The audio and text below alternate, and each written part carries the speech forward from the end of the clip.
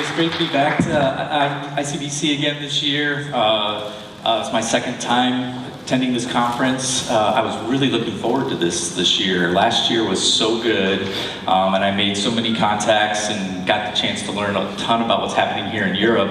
I was really excited at the opportunity to come back and be part of this program. So I wanted to maybe just spend a little bit of time. This is always uncomfortable for me, so bear with me, but just kind of talking a little bit about my background so you guys kind of give some context for some of the other things that I'm going to talk about and some of the experiences I've had here in the cannabis industry. So getting into that, I started my career as a police officer. So I was a police officer in a city just outside Denver, Colorado. And while I was a police officer, I was going to grad school, getting my MBA in international business.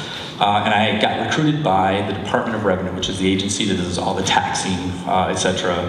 But they also have enforcement groups, like law enforcement agencies that oversee gaming, liquor, and in 2010 we started overseeing cannabis regulation when we started licensing all the businesses in Colorado. And that's when I transitioned from the gaming division to the marijuana enforcement division to help establish that agency. And when I first got involved in that on the medical side, my boss told me it's going to be about 10, 15, maybe 20 years before we legalize cannabis for adult use, but it was only 2 short years later, and we had a constitutional amendment that changed the law from just medical to including adult use, and we were implementing that as well.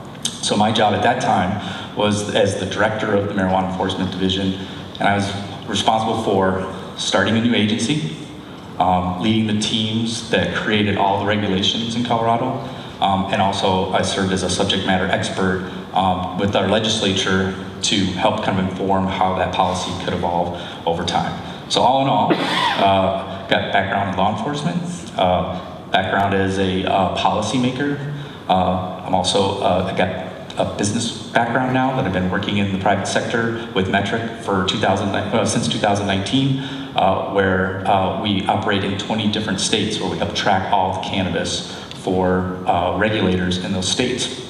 And then I also have an academic background. And the reason why that's important is because over time I've really developed a passion for arriving at balanced public policy, because I really think it's possible, especially in the cannabis space, where everybody, industry, public health officials, government, we can put public health and safety first, but also do that in a way where we balance the business interests of cannabis companies operating in the framework.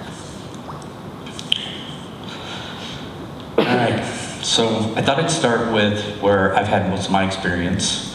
As you look at this map of the US, you'll see that like 36 different states have adopted some form of legalization, whether it's medical or retail. And by the way, if you see the bright green states are the recreational states.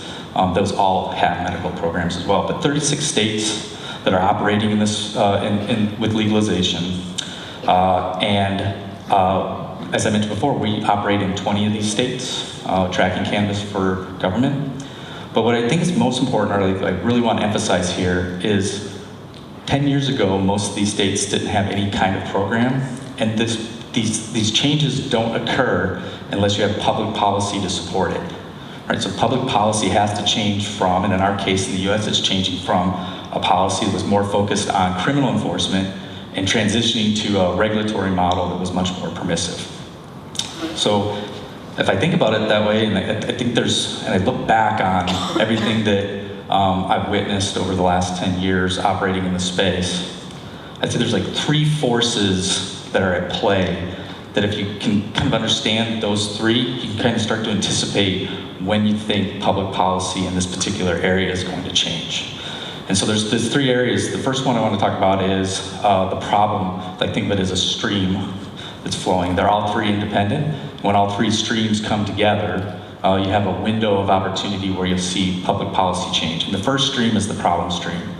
And in the problem stream, basically the public sentiment is changing such that it favors one or new outcomes or an evolution of public policy over the other. So think of this as public opinion shifting from one aspect of public policy to the other. So as I mentioned earlier, we were shifting from criminal enforcement type of posture more towards a permissive cannabis policy. And we knew that because public polling was telling us that the mood was changing, the media was talking about the need for change, so the problem was really kind of palatable. I think most of what I heard yesterday about Europe is the same, is that the mood's changing. So that's the first stream, that's the problem stream. The next one is the policy stream. And the policy stream, just think of it as everybody who wants to get involved with solving that problem. So once the problem gets to a point where most people kind of agree that it's a problem, that it's time for change, the status quo needs to change, you start seeing lobbyists, entrepreneurs, businesses, all starting to come up with ways to be able to solve those problems. And so they start to collectively get together to come up with ideas on how that's going to best be served. And if that does really well, then the third stream is the political stream. And the political stream is such that you start to see elected officials or people that are in positions of trust that have the ability to create public policy, like regulators, et cetera. They start to get actively involved in coming up with the actual outputs, like bills and new regulations and those kinds of things. So we saw this play out in the US time and time again, from one state to the next state, where the problem stream, the policy stream, and the political stream all started to converge and create these policy windows. And one consistent thing that happened in all the states was an interest in being able to collect data that can help inform a lot of those decisions. And one other consistent piece of that was track and trace. And that's where metric is really mostly involved, is helping government track cannabis from the time it's a baby plant to the time it's a final product at the point of sale. And so we collect a lot of data. And the reason why data is so important is all three of those streams, the problem, the policy, and the political, they all feed off of data. They use the data to make their points for change in the future. So that's the US. We see all three of these policies, or all three of these streams actively involved or actively increasing and converging here in Europe. And thinking more specifically about Germany, we all have seen kind of the end result, or like all three of these streams active over the last couple of days. So if you look at some of this data, certainly in Europe, it would appear that public sentiment towards legalization, both on the medical side and the adult use side, is increasing. So public opinion around a particular policy issue is really, really important to that problem stream. So it's getting a lot of attention. And on the policy side of things, which is almost everybody in this room in some way, shape, or form is trying to find solutions to that problem. Like, how do we change from the status quo that we currently sit in and get to the next level of change that's going to be meaningful, that can protect public health and safety, but also create a business model. And then the second thing I'd like to say is that we also, just back a quick step. I think everybody in this room is, in some way, shape, or form, actively involved, whether you know it or not, in the policy side of things. We all want to find solutions. I heard yesterday on several of the panels and from several of the keynotes that we are the ones that are most likely to bring the best solutions to government to be able to fix this. And what I think makes this more exciting than anything is that yesterday we also had politicians that were here. We had appointee, we had elected officials that were basically telling us that they've already kind of concluded that the current situation in Germany needs to evolve, and that we want to see change, and that change is likely to be in the form of either expanded medical or adult use. But even though I think we didn't get that clear framework, this is exactly what we're going to do, this is exactly what the bill's going to look like, it was very symbolic to have people who are operating in the political stream come here yesterday and talk to us about how they're committed to some form of advancing of legalization policy here in Germany. So we're excited about what's happening here in Europe. All three streams are there. I think you have public sentiment is really geared towards more towards legalization, or at least it's heading that direction. There's a lot of groups getting together like this to come up with solutions, and the politicians are actively involved in change. So now that if we're kind of like somewhat in agreement that that's the situation, we should start thinking a little bit more about what government's role should be in this. And I think like one of the biggest challenges that government faces in this is balancing all the different interests that exist. So I kind of explained earlier the three streams: the problem stream and all the people that are engaged in that, this policy stream, and all of the groups and people that are involved in that, and then all the politicians that are involved in the political streams. I kind of explained all those as being monolithic groups that all agree on the direction, but that's not the case. They're all forms, or there's all different types of opinions on how this policy should evolve over time, and government's role should be to try and help include all those different voices to find out where the bridges are and being able to form public policy that works for everybody. If I hadn't seen it myself, if you're a skeptic or just really tired because it's so early in the morning about it, if I hadn't seen it for myself, I'd probably join skeptics in the room on how challenging that is. And while it is challenging and it is hard, I really believe that you can reach public policy that balances public health and safety and some of the main concerns the government has, but also be able to like allow for a business or an industry that can not only survive in that, but actually thrive in that arena. So the government's role should be trying to balance all those interests. And there's like 4 things that we've seen, and I'll go through these pretty quickly, but there's 4 things that we've seen that we see as success factors. So when government really considers these 4 things deeply, and they're in the process of developing public policy, if they take these into consideration, there's a real strong likelihood of having a strong regulated market. So the first one's implementation timeline. The next one is including diverse stakeholders in the process. We'll talk a little bit about financial expectations, in particular like tax structure and what's important there, and then also the centralized data collection. So I'm going to go into these each a little bit more detail.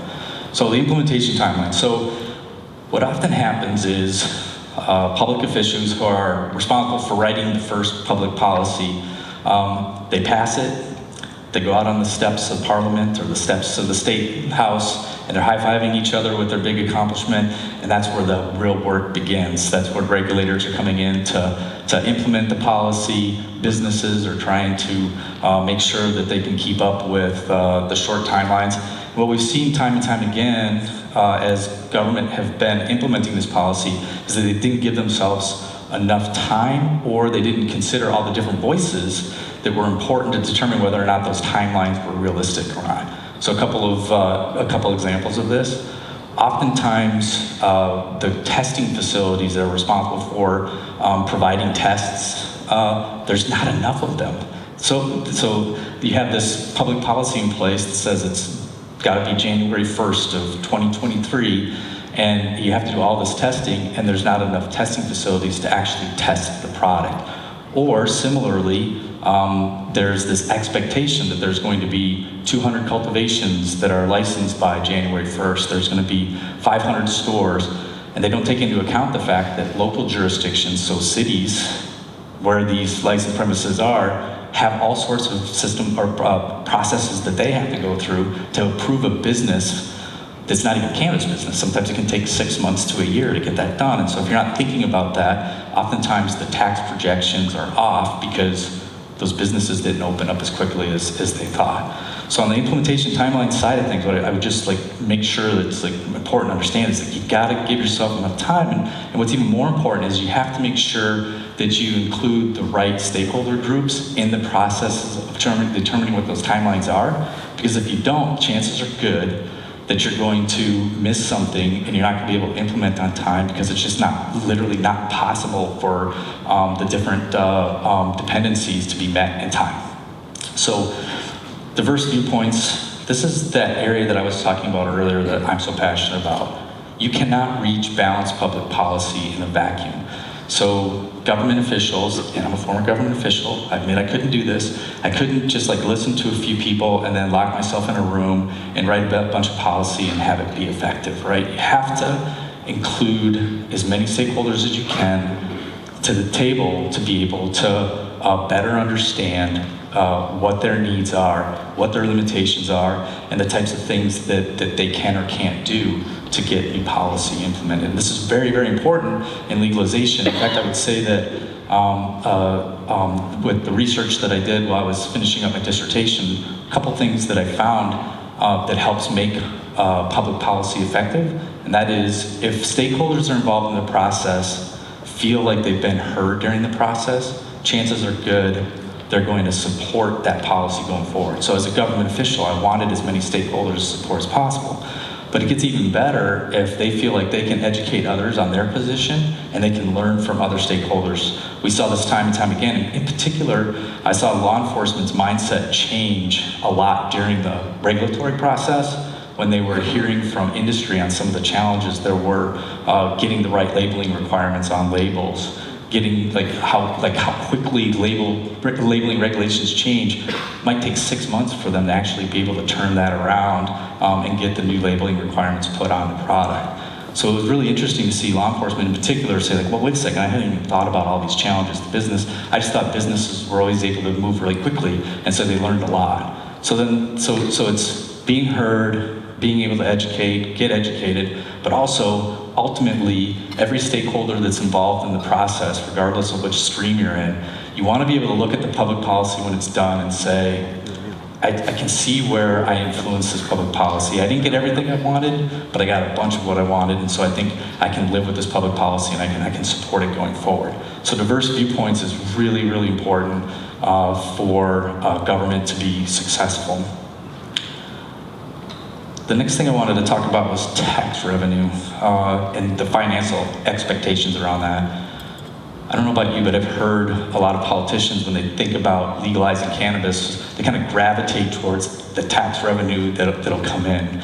And oftentimes the expectations they have are high because they think that cannabis businesses are wildly profitable and that they're wildly successful and they're just rolling in cash, and so we should be able to tax. I think we heard yesterday Canada, I also know that California and some of the other states, the tax rates are really high. And a lot of those were set when the wholesale price of cannabis was $1,500.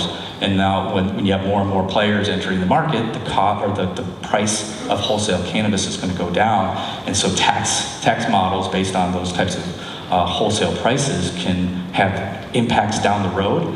And so expectations around taxes should be that you can certainly fund the things that you need to focus on from a taxing standpoint, so the cost of regulation, funding like different types of drug treatment programs, etc. But you're not going to be able to fix all your billion-dollar problems. You're not going to be able to fix any like social injustices that you're trying to fix, like just with cannabis money. But it will fund itself. So cannabis legalization and the taxes that you get from it can do some really good work in that case, but it's not going to fix roads, it's not going to build new schools, it's not going to do a lot of those other things.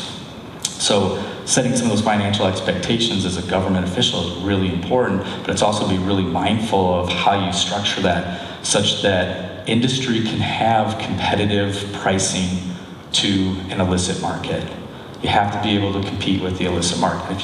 If you don't, then it's difficult. And I think like people always ask me like, hey, what keeps you awake at night when you were a government official and you're trying to do this? One thing that like oddly enough was I was really concerned that consumers wouldn't shift their buying patterns from an illicit market to a regulated market. I was afraid that the price was going to be so disparate that wasn't going to be something that they did, right? And so we were hoping to try and set up the regulatory framework such that there was some level of parity, or at least close, between an illicit market and a regulated market. Think about this. The cannabis market is very artisan, right? So they're very tied closely with the group or the producer of their cannabis. And so it's not easy to get them to change, even if it's better quality product, it's tested, there's good information on the labels. So being able to switch those buying patterns, the taxing structure can't be such that they can't compete on price. The last thing I want to talk about of these four is the database, and I know this gets like really into my wheelhouse and my role at Metric, and I'll kind of talk a little bit more about what track and trace is, but it's very important, as I mentioned before, to everybody in this ecosystem around cannabis legalization. It's very important that we have data to inform decisions about the policy, whether it's trying to increase public opinion about the potential for a credible regulated market, whether it's trying to find new solutions to complex problems that we face in new regulated markets, or whether it's politicians using that data to help evolve or evaluate the policy. All of those things are important.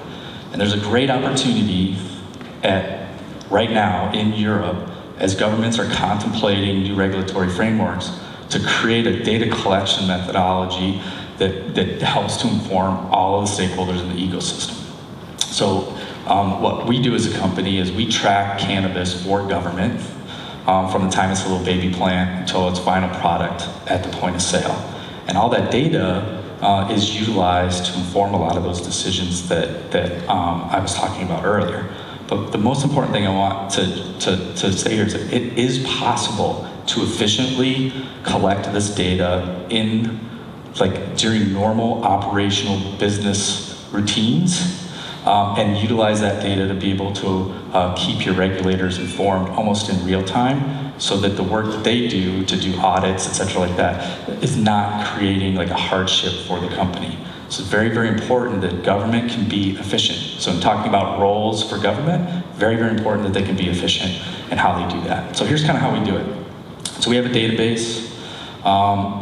Every plant, every movement of that plant through the supply chain, harvesting, all the testing results, all the transportation, and all of the financial transactions that happen at the wholesale tier and at the point of sale are collected in companies' normal, like everyday business systems that they use. Those business systems typically integrate with our system, and they share data back and forth so that government has one database with data in it that's consistently collected all the way through the stream of commerce. So in other words, regulators don't have to learn 20 or 30 point of sale systems or 15 to 20 different ERP systems or various different data analytical systems. They have to know their system, and the licensees report while they're doing their normal business activities. Their systems report back and forth into Metric.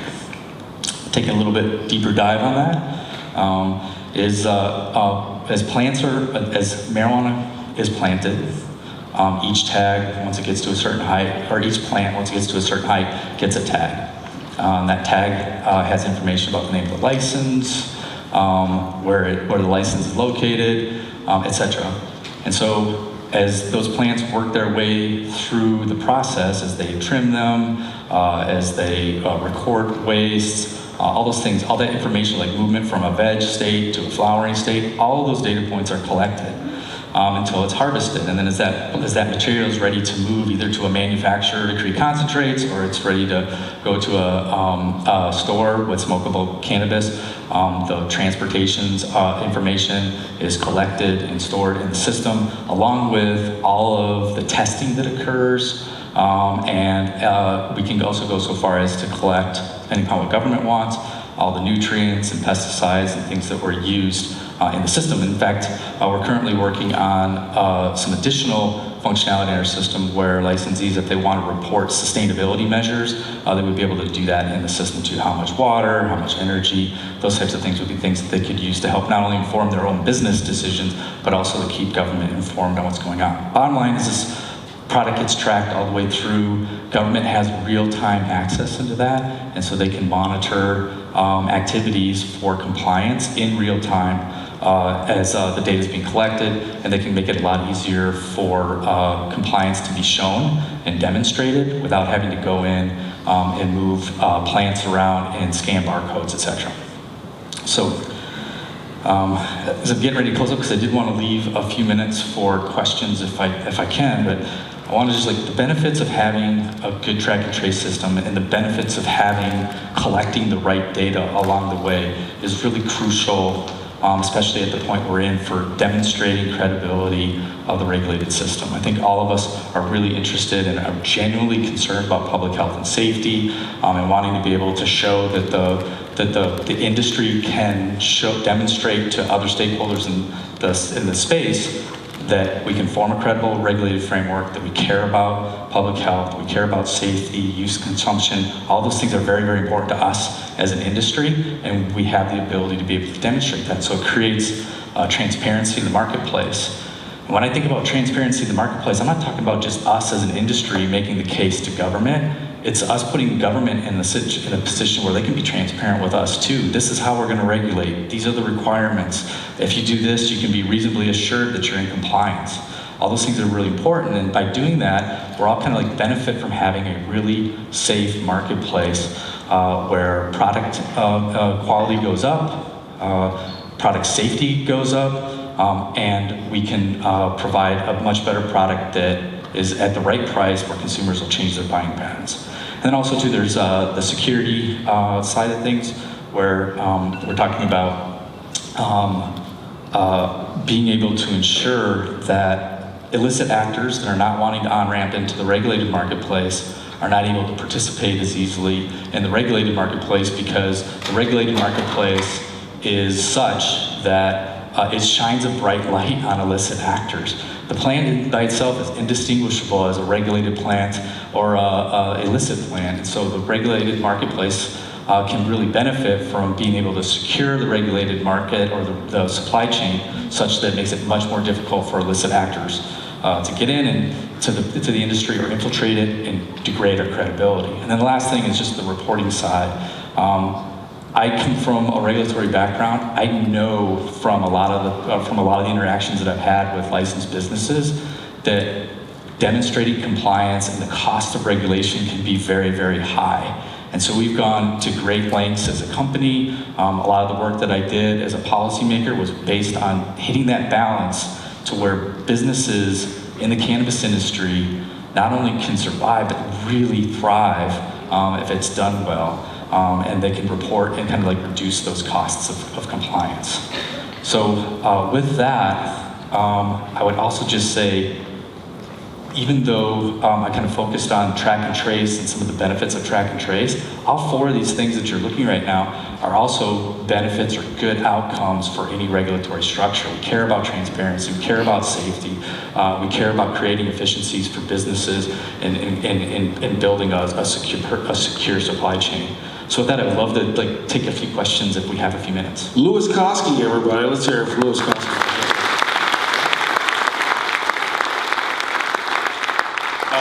I have a question. Why are we treating weed like it's yellow cake uranium? Okay. We have time for one question up here, and then we have to move on. That was very good.